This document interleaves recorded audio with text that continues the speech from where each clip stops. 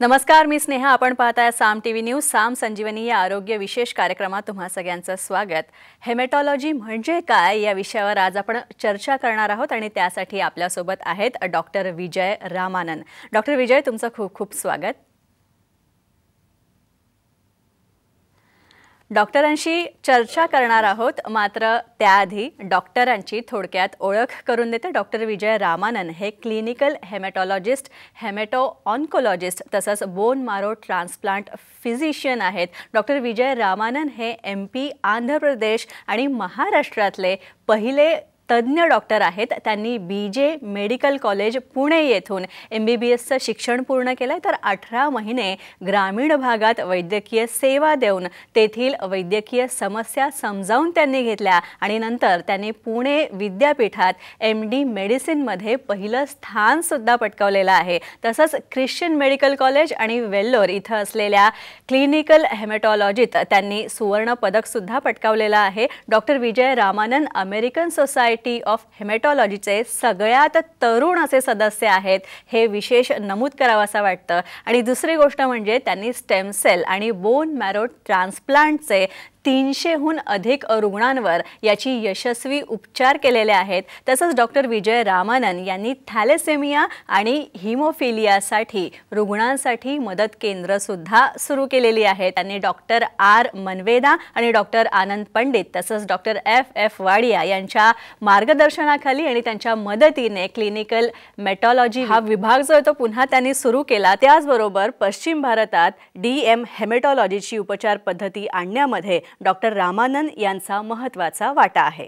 Thalassemia आणि leukaemia, मायलेमा तसंच aplastic anaemia, रक्तस्रावाचे आणि क्लॉटिंगचे डिसऑर्डरच्या जवळपास 15,000हून अधिक रुग्णांनी त्यांच्याच मार्गदर्शनाखाली आणि त्यांच्याच सगळ्या उपचारांखाली यशस्वीरित्या या सगळ्या रोगांवर मात केलेली आहे. तसंच पश्चिम भारतातील सगळ्यात जास्त लुकेमिया आणि ग्रोम्बोफिलिया असे बालरुग्णातील आजार या विभागात याचे उपचार होतात. तसंच डॉक्टर विजय यांनी शोधून काढलेल्या थॅलेसेमिया आणि लुकेमियावरील नवीन उपचारांचा फायदा हा MVR फाउंडेशनच्या माध्यमातून गरजूंना पुरवला जातो. डॉक्टर विजय रामानन यांचे अनेक संशोधनात्मक लेख सुद्धा आंतरराष्ट्रीय स्तरावर प्रसिद्ध झालेले आहेत. तसंच डॉक्टर विजय यांनी त्यांनी केलेल्या कार्याबद्दल त्यांना अतिशय वेगवेगळ्या राष्ट्रीय आणि आंतरराष्ट्रीय पुरस्कारांनी सन्मानित करण्यात आलेले आहेत.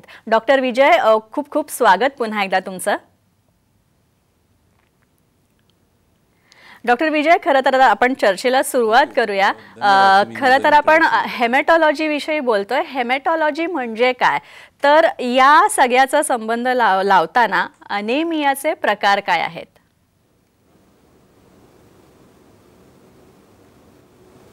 हेमॅटॉलॉजी म्हणजे रक्तविकार शास्त्र आहे. त्याच्यात जसं आपल्याला माहिती आहे की रक्तामध्ये 3 पेशी असतात, लाल, पांढरे आणि प्लेटलेट, हे 3 प्रकारचे पेशी असतात. तर लाल पेशीचं जेव्हा कमतरता होते तर त्याला आपण ॲनिमिया म्हणतो, रक्तक्षय म्हणतो. तर ॲनिमियाचे विविध प्रकार असतात. ॲनिमिया काय एक सिंगल लेबल नाही आहे. त्याच्यात कधीकधी लोह कमी असल्यामुळे ॲनिमिया होतो, कधीकधी विटॅमिन कमी असल्यामुळे होतो, कधीकधी त्याच्यात रक्त पुरवठा म्हणजे रक्त उत्पादनच होत नाही, ज्याला प्लास्टिक ॲनिमिया म्हणतो, तसं पण होऊ शकतो. तसंच जेनेटिक आजार असेल, जीनमध्ये प्रॉब्लेम असेल तर थॅलेसिमिया म्हणून आजार होऊ शकतो.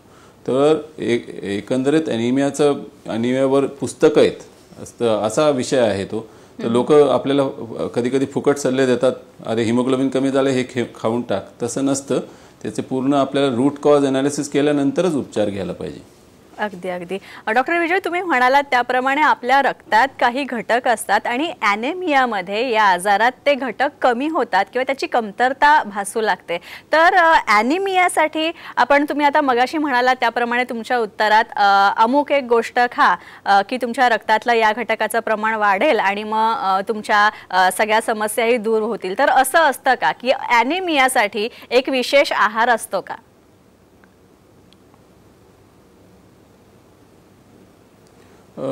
आपल्याला समजून घ्यायला पाहिजे. आपल्याला diabetes, heart attack, blood pressure हे सगळे झाले, ह्यांना सिंपल सोल्युशन कधी नसतो. हे कॉम्प्लेक्स प्रॉब्लेम्स आहेत. तर एकंदरीत ॲनिमिया पण एक कॉम्प्लेक्स इश्यू आहे. त्याचं आपण मूळ कारण जर शोधलं त्याप्रमाणे आपल्याला उपचार करता येईल. जर लोह कमी असेल तर नक्कीच लोह खाल्ल्यावर वाढेल. जर तुमचं लोहच वाढलं असेल, तुम्ही लोह खात बसले तर लोह साठत जाईल. तर अशा परिस्थितीत हिमॅटॉलॉजिस्टला भेटावं. रक्त कमी असेल, हिमॅटॉलॉजिस्टला भेटावं, त्याचं मूळ कारण शोधावं. मूळ कारण सापडल्यानंतर करेक्ट उपचार होईल. जेव्हा रूट कॉज सापडेल तेव्हाच आपल्याला, आपण इफेक्टला ना ट्रीट करता कॉजला करत राहिलो, रूट कॉजला करत राहिलो तो उत्तम राहील आणि तो कदाचित क्युअर पण होऊ शकेल. नक्कीच डॉक्टर, आपण इथे रक्तविकारांबद्दल किंवा रक्तदोषांबद्दल बोलतोय, तर पॅलेसेमिया म्हणजे काय नक्की, ही संकल्पना आपल्याला कशी विश्लेषण याचं करता येईल?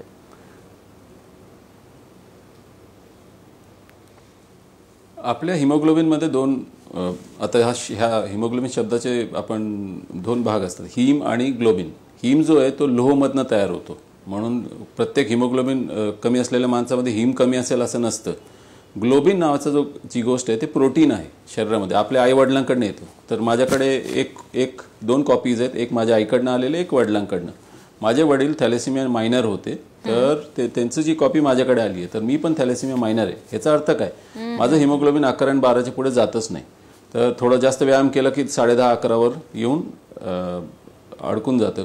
जर माझं लग्न थॅलेसेमिया मायनरशी झालं असतं तर माझ्या मुलीला दोन्ही वाईट जीन गेले असते, तर त्यांचं रक्त निर्माणच झालं नसतं. तर त्याला थॅलेसेमिया मेजर म्हणतो. तर अशा आपल्या देशात अंदाजे दरवर्षी 30,000 मुलं जन्माला येतात. अंदाजे 6-7 लाख मुलं आत्ताच्या घडीला आहेत ज्यांना महिन्याला 1 ते 2 रक्त लागतात. आम्ही पुण्यात red cross society through MVR welfare फाउंडेशनचं एक डेकेअर चालवतो, जिथे 137 मुलांना आम्ही ब्लड देतोय. तर त्यांना ब्लड दिल्यानंतर लोह साठते, तर लोह कमी करायला औषधं पण देतोय. तर एकंदरीत हा प्रॉब्लेम इतका मोठा आहे, माझ्या हिशोबाने म्हणजे डॉलर टर्ममध्ये बोलायचं असेल तर ॲटलीस्ट $2-3 बिलियन ह्या देशाचे केवळ थॅलेसेमियाच्या ट्रीटमेंटमध्ये चाललेत. आणि 40-50% रक्त जे आपण कलेक्ट करतो, 20-30% तरी ह्या सगळ्या गोष्टीमध्ये यूज होते. तर त्याच्यासाठीच मी नॉवेल थेरपी, तुम्ही जे आपण चर्चा करणार ते सगळी सुरुवात केली. म्हणजे रक्ताचा पुरवठा आपल्याला दुसऱ्या कारणासाठी वापरता येईल, केवळ थॅलेसेमियासाठी न वापरता. तर थॅलेसेमिया एकंदरीत जेनेटिक आपल्या अनुवंशिक आजार आहे, जो आईवडिलांकडनं येतो. म्हणून लोकांनी लग्न करताना तरी ॲटलिस्ट रक्तगट न बघता थॅलेसेमियाची टेस्टिंग करावी. की दोन्ही हजबंड आणि वाईफ थॅलेसेमिया मायनर असतील तर लग्न करता येतं. पण जेव्हा लग्न होतं, जेव्हा बायको प्रेग्नेंट असते, 8व्या आठवड्यात टेस्ट करावं लागतं, ज्याच्याने कळतं की होणारा मुलगा मेजर आहे का नाही. जर तो मेजर असेल तर अबॉर्ट करावं. अबॉर्शनच सर्वात चांगलं आहे, नाही तर देशावर, फॅमिलीवर, सगळ्यावर तो एक प्रकारे खर्च तो इमिडिएटली चालू होऊन जातो 6व्या महिन्यातनं, आणि पूर्ण घरात ते एक अशांती होऊन जाते. अगदी डॉक्टर, यानंतर सिकल सेल नावाचा एक रक्तविकार सुद्धा आहे, याविषयी जरा आम्हाला माहिती सांगा.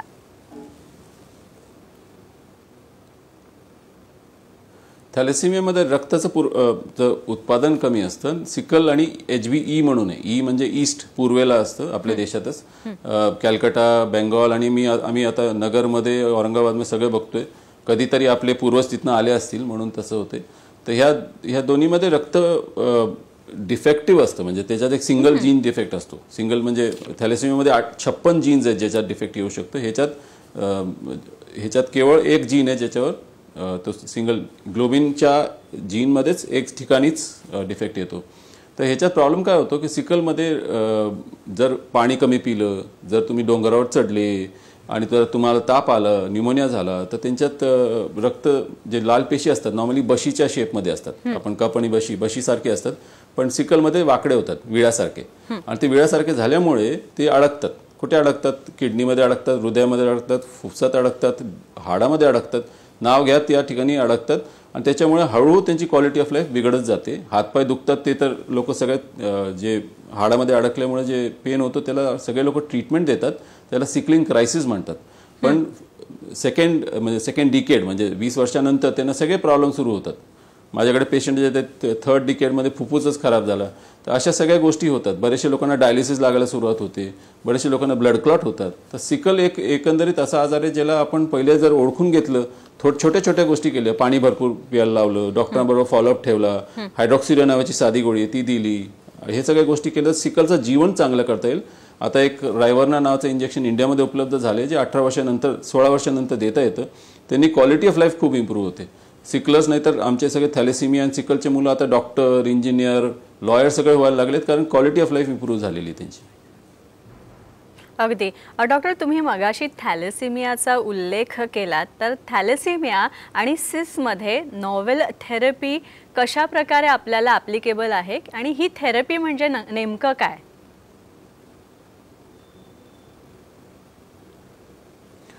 आत्तापर्यंत काय होतं की थॅलेसिमिया किंवा सिकलला दोनच उपचार होते, एक तर ब्लड लावणे किंवा जीवाला धोका किंवा ट्रान्सप्लांट करून घेणे. बोन मॅरो ट्रान्सप्लांट जर केलं पूर्णपणे बरे व्हायचे.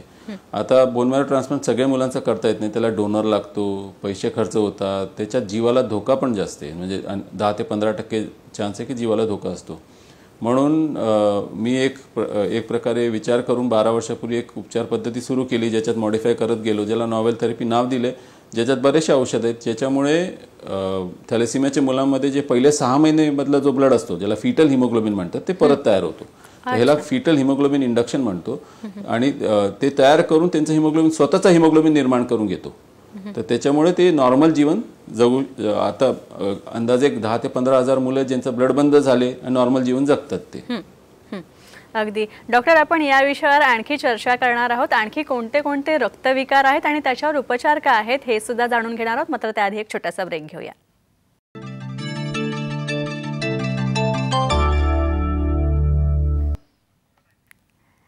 ब्रेक नंतर साम संजीवनीमध्ये पुन्हा एकदा आपलं स्वागत. आपल्याबरोबर आहेत डॉक्टर विजय रामानंद. डॉक्टर, ब्रेक नंतर पुन्हा एकदा तुमचं स्वागत. डॉक्टर, आपण या सगळ्याबद्दल रक्तविकारांबद्दल खरं तर चर्चा करतोय, तर पॅलेसेमियामध्ये योग आणि होमिओपॅथीची सुद्धा उपचार पद्धती आपल्याला अवलंबता येते का, किंवा त्याचा कितपत उपयोग होतो, त्याची भूमिका काय असते?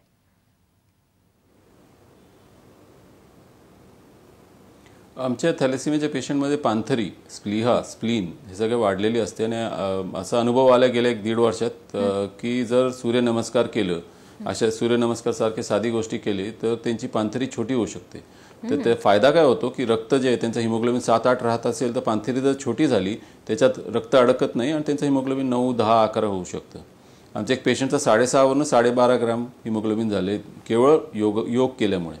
त्याबरोबरच आमच्या क्लिनिकमध्ये होमिओपॅथीचं पण डॉक्टर आहेत जे उपचार देतात. ते आम्ही एक ऑब्झर्व केले की बरेचशा मुलांना 30-40% मुलांना ज्यांची पांथरी वाढलेली असते, होमिओपॅथीने ती पांथरी छोटी पण होऊ शकते.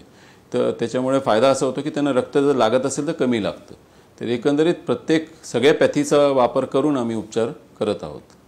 अगदी. डॉक्टर, आणखी एक थॅलेसेमियाच्या पेशंट्समध्ये आपण म्हणता येईल की थॅलेसेमिया जर मेजर असेल तर साहजिकच आहे, रुग्णाची प्रकृती म्हणजे त्याच्या प्रकृतीसाठी ते धोक्याचं असू शकतं. तर या सगळ्यामध्ये आपण त्या थॅलेसेमिया मेजरला कशा प्रकारे रोखू शकतो?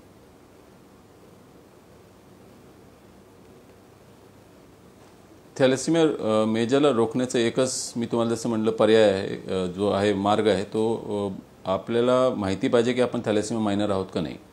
गेल्या 10 वर्षापासून मी डॉक्टरांची कॉन्फरन्स करतो. प्रत्येक कॉन्फरन्समध्ये एकच प्रश्न विचारतो, किती डॉक्टरांनी स्वतःची थॅलेसिमिया टेस्टिंग केली.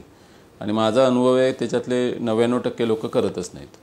तर माझं असं मत आहे की प्रत्येक व्यक्तीने आता जे प्रोग्राम बघत असतील विविध कारणांसाठी, तर त्यांनी स्वतःची थॅलेसिमिया टेस्टिंग करावी. HB इलेक्ट्रोफोरेसिस म्हणून टेस्ट असते, CBC हिमोग्राम म्हणून टेस्ट असते, ती करावी. त्याच्यात जर आढळलं की बाबा थॅलेसिमिया मायनर आहेत, घाबरू नका.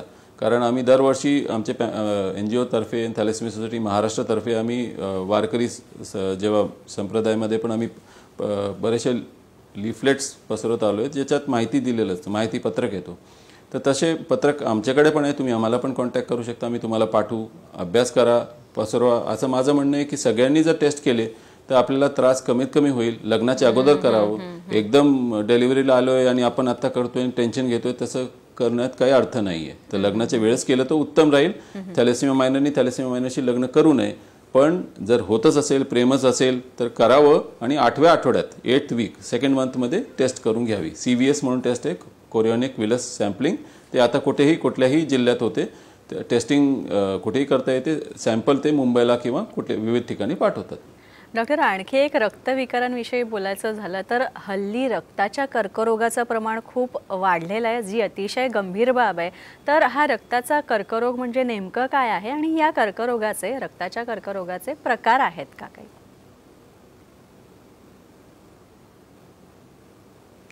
ह्याला लुकीमिया म्हणतात. ग्रीक शब्द ल्युकोस म्हणजे पांढरा, म्हणजे पांढरे पेशीचा आजार आहे. इमिया म्हणजे गाठ.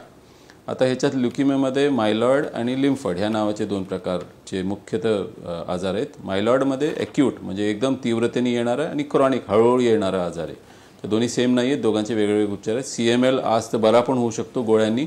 आणि तसंच लिम्फॉइडमध्ये ALL म्हणजे जो एकदम त्वरित फास्ट येतो, तो एमर्जन्सी प्रेझेंटेशन असतं त्याचं. आणि क्रॉनिक म्हणजे हळूहळू वाढणारा. तर ALL मध्ये लहान मुलांमध्ये होतो. AML नॉर्मली वयस्कर लोकांमध्ये होतो. CML अराउंड 30-40 वर्षाच्या लोकांमध्ये होतो. आता एक परवाचा आला होता मुलगा, तो 6-7 वर्षाचा, त्याचा CML आलेला आहे, जो आढळत नाही. पण तुम्ही जसं म्हणले वाढत चालले. कदाचित हे कीटकनाशक आपण जे वापरतोय, आपल्या जेवणामध्ये जे बदल झाले, तेलमध्ये बदल झालेत, आपण प्रोसेस्ड फूड खूप खातोय, वडापावापासून बेकरी आयटमपासून सगळ्या गोष्टी, आणि आपण विसरलोय. मी आताच कोणाला तरी विचारतो, शिवाजी महाराज काय खायचे ते पहिले आपण शोधायला पाहिजे, आणि तसं खायला लागलो तर कदाचित हे सगळे आजार कमी होतील. अगदी डॉक्टर, तुम्ही म्हणालात त्याप्रमाणे आहाराचा मुद्दा तुम्ही खरं तर अगदी ठळक केलेला आहे. आणि यालाच लागून मी एक प्रश्न विचारते, तो म्हणजे रक्ताचा जो कर्करोग आहे तो रोखण्यासाठी आपण आहारात काही बदल करू शकतो का?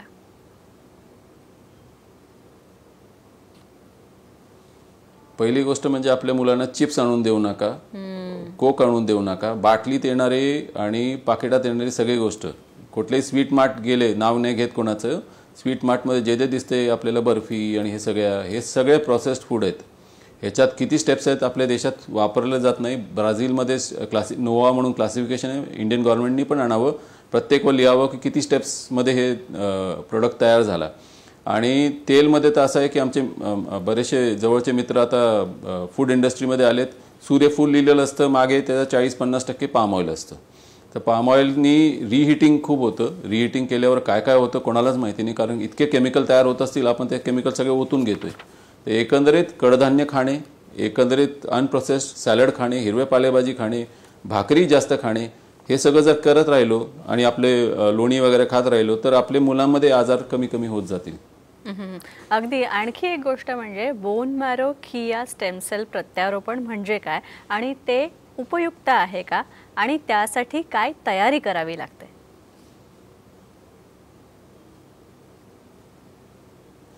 बोन मॅरो म्हणजे शेवटचा पर्याय म्हणता येईल. थोडेसे आजार आहेत, प्लास्टिक अॅनिमिया म्हणून एक आजार आहे, जो कीटकनाशकामुळे पण होतोय असं वाटते. तर त्याच्यात बिलकुल रक्त निर्माण होत नाही. तर त्यांच्यात काही ऑप्शन नसतो. क्युरेटिव्ह ऑप्शन केवळ बोन मॅरो ट्रान्सप्लांट किंवा स्टेम सेल ट्रान्सप्लांट असतो. मूळ पेशी प्रत्यारोपण. आता मूळ पेशी जर आपण हाडामधले मूस बोन मॅरोमधनं काढलं त्याला बोन मॅरो ट्रान्सप्लांट म्हणतो. रक्तामधनं काढलं त्याला peripheral blood stem cell transplant म्हणतो. जर नाळ कॉडमधनं काढलं तर cord blood stem cell transplant म्हणतो. आणि त्याच्यात किती मॅचिंग आहे त्याप्रमाणे बोललं जातं, म्हणजे फुल मॅच, हॅप्लो मॅच असं म्हणलं जातं. थोड्या आजारामध्ये स्वतःच्या पेशीने पण चालतं. मायलोमा नावाचा आजार आहे, ज्याच्यात रिस्क आमच्या सेंटरमध्ये लेस दॅन 0.1% आहे. तर मायलोमामध्ये ट्रान्सप्लांट करता येतो आणि ट्रान्सप्लांटनी लाईफ एक्सपेक्टन्सी वाढते, म्हणजे जीवन जे आहे क्वालिटी ऑफ लाईफ ते लॉंग टाईमला मिळू शकते जर कॉम्प्लिकेशन नाही झाले तर. तर थॅलेसिमियामध्ये पण क्युरेटिव्ह ऑप्शन तेच आहे. जर भाऊ बहिणी मॅच झाली तर आपण त्यांच्या पेशी बसवू शकतो त्याला. आणि लकीली असं की थॅलेसिमियासाठी खूप गव्हर्नमेंटची मदत मिळते, त्याच्यामुळे आपल्याला हे सहसा करता येईल जर फॅमिलीमध्ये डोनर असेल. त्याला HLA नावाची टेस्ट करणं आवश्यक आहे, ह्युमन ल्युकोसाइट अँटीजन. तर ते पांढऱ्या पेशीचा गट असतो, जसं आपल्याला A-B-O ग्रुप माहिती आहे सगळं रक्तगटांचं, लाल पेशीचं गटाचं, तसंच पांढऱ्या पेशीचं गट पण माहिती पाहिजे त्या ट्रान्सप्लांट करण्यासाठी. पण ट्रान्सप्लांट करत असताना महत्त्वाची गोष्ट डोनर फुल मॅच पाहिजे. आर्थिक तर लागतंच, पण रिस्क जो आहे म्हणजे एक तर किमोथेरपी दिली जाते पेशंटला, त्या किमोथेरपीमुळे जीवाला धोका होऊ शकतो, ज्याची शक्यता 5 ते 10% आहे. जर दुसऱ्यांचे डोनरचे पेशी बसवलेत तर ते पेशी अटॅक करू शकतात, ज्याला GVHD म्हणतो, ग्राफ्ट वर्सेस होस्ट डिसीज, ज्याच्याने जीवाला धोका होऊ शकतो. तर तसंच पूर्ण प्रक्रियेमध्ये किमोथेरपीचे साईड इफेक्ट, किमोथेरपीमुळे झालेले पांढरे पेशी कमी झाले, इन्फेक्शन जास्त झालं तर त्याचे साईड इफेक्ट, ब्लिडिंगचे साईड इफेक्ट, हे सगळे पकडले तर 15 ते 20% चान्सेस आहेत की म्हणजे 100 पैकी 20 पेशंटचा जीव दगवू शकतो. आणि जर तुम्ही 80 मध्ये आले वाचले, त्याच्यात पण एक 20-30% चान्स आहे तुम्हाला ती GVHD जास्त होऊ शकतं. डोनरच्या सेलनी जास्त अटॅक केला, फुफ्सावर केलं, कातडीवर केलं, लिव्हरवर केलं, तेव्हा ते औषधांनी कमी करता येतो, पण तो एक प्रकारे क्वालिटी ऑफ लाईफ इम्प्रूव्ह म्हणजे खाली आणतं. तर एकंदरीत ट्रान्सप्लांट क्युरेटिव्ह ऑप्शन आहे, उपलब्ध आहे, आपल्या देशात भरपूर ठिकाणी उपलब्ध आहे. सार्कमध्ये सर्वात जास्त आपल्या देशातच होत असेल. पण हे करत असताना सगळ्या कॉम्प्लिकेशनबद्दल जाणून घ्यायला पाहिजे. आणि एक महत्त्वाची गोष्ट म्हणजे ट्रान्सप्लांट केल्यानंतर किमोथेरपीमुळे दुसरा कॅन्सर पण होऊ शकतो, हे लक्षात ठेवायला पाहिजे. हार्डली 1 ते 2% लोकांना होतो, पण लक्षात ठेवायला पाहिजे की ते किमोथेरपीमुळे कधी कधी थॅलेसिमियाच्या पेशंटला कॅन्सर होतो. तर हे सगळ्या गोष्टी लक्षात ठेवून आपण मार्ग म्हणजे डॉक्टर प्रत्येक वेळा श्रीकृष्णासारखा असतो आणि अर्जुन शेवटी फॅमिली मेंबरच असतात. युद्ध त्यांच्या घराचं असतो आणि श्रीकृष्णासारखे आम्ही पण सगळ्या गोष्टी सांगतो आणि जसं युद्ध लढायचं तसं आम्ही त्याच्यात मार्गदर्शन करतो. नक्कीच डॉक्टर, तुम्ही इथे आलात आणि याविषयी मार्गदर्शन केलं. तर रक्ताचे विकार काय आहेत, हेमॅटॉलॉजी म्हणजे काय आणि त्या अंतर्गत कोणत्या कोणत्या उपचार पद्धती केल्या जातात तुमच्या केंद्रामार्फत ते सांगितलं, त्याबद्दल खूप खूप धन्यवाद. यानंतर साम संजीवनीमध्ये आपण इथेच थांबतोय. पुन्हा भेटूया नवीन तज्ज्ञांसह, नवीन विषयासह. तोपर्यंत नमस्कार.